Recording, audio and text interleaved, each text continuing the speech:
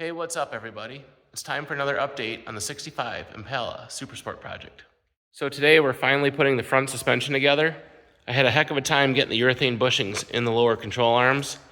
We pushed out the sleeves and had to burn the rubber out and destroyed some of the sleeves in the process. So fortunately, I had some spare control arms up in the attic from other parts cars. And I pushed those out and did a little better job more carefully and was able to salvage them. And then used the new sandblast cabinet, cleaned them up, got the urethane bushings in. So now I am in the process of putting the coil springs in. I forgot how much of a challenge this is. You have to get those spring compressors in just the right position to collapse the spring enough. And if they're not in the right position, they'll hit the frame. So I pretty much have it in position here. I have to bring up that steering knuckle and connect it to the upper ball joint. But the problem we're having is with the jack pushing up on the lower control arm, there's not enough weight on the frame, so the frame is lifting off the jack stand. So I'm kind of at a standstill here. I thought I'd shoot a video while I'm figuring out what to do next. Usually you have the weight of the engine and the drivetrain and the body on there to push all that down. I don't know if I can use the tractor or somehow put some weight on there, but I might call it quits for today. It's Friday afternoon, and I'll hit it again fresh either tomorrow morning or Sunday morning. But I'm happy with everything, the way the control arms turned out. So this thing's really coming together, starting to look like something. Then as far as the rear end, the supplier I bought the posi traction unit from and the ring and pinion gear and the rebuild kit sent me one for a 12-bolt truck instead of a 12-bolt Chevy passenger car. And surprisingly, the one for the truck, the bearings were smaller than what's in this car. So this is the second or third time I've had trouble with that rear end getting parts to fit. So they sent me out a new one yesterday coming from Las Vegas to Michigan, so I'm hoping to see it today or tomorrow. I'd really like to get the rear end rebuilt and get that ready to go in. My goal was to have this sitting on all four tires by the end of the weekend, but I don't think that's going to happen. Here are the rear control arms. I have them cleaned up, and I painted them with a gloss epoxy paint. Also the strut rods for the front.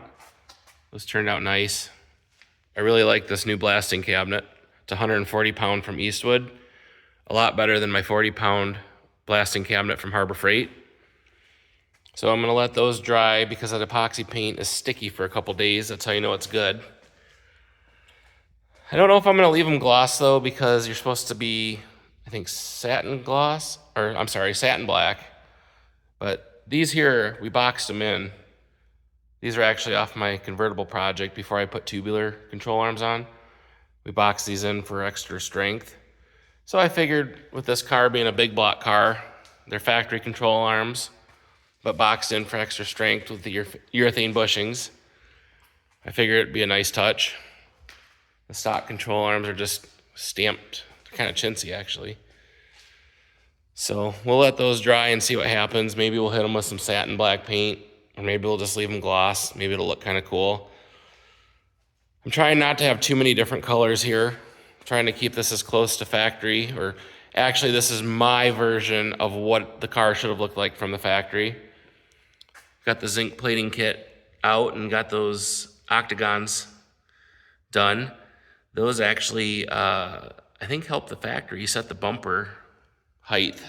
As you turn those different flat spots, it moves the bolt into different positions. So I'm pretty sure that's how the factory aligned the bumpers. Probably before they dropped the bodies on, the bumpers probably went on the chassis. But I got those all zinc plated and in. Trying to use the original hardware because the aftermarket stuff just doesn't match exactly. So wherever I can use original, I do. Got some of those octagons back here too. I thought this was cool.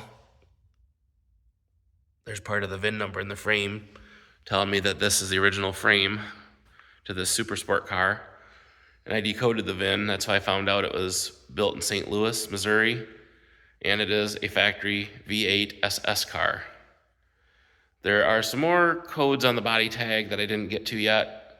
It talks about interior color, if it had a passenger rearview mirror on the outside and stuff like that. So anyway, that's where we're at as of today.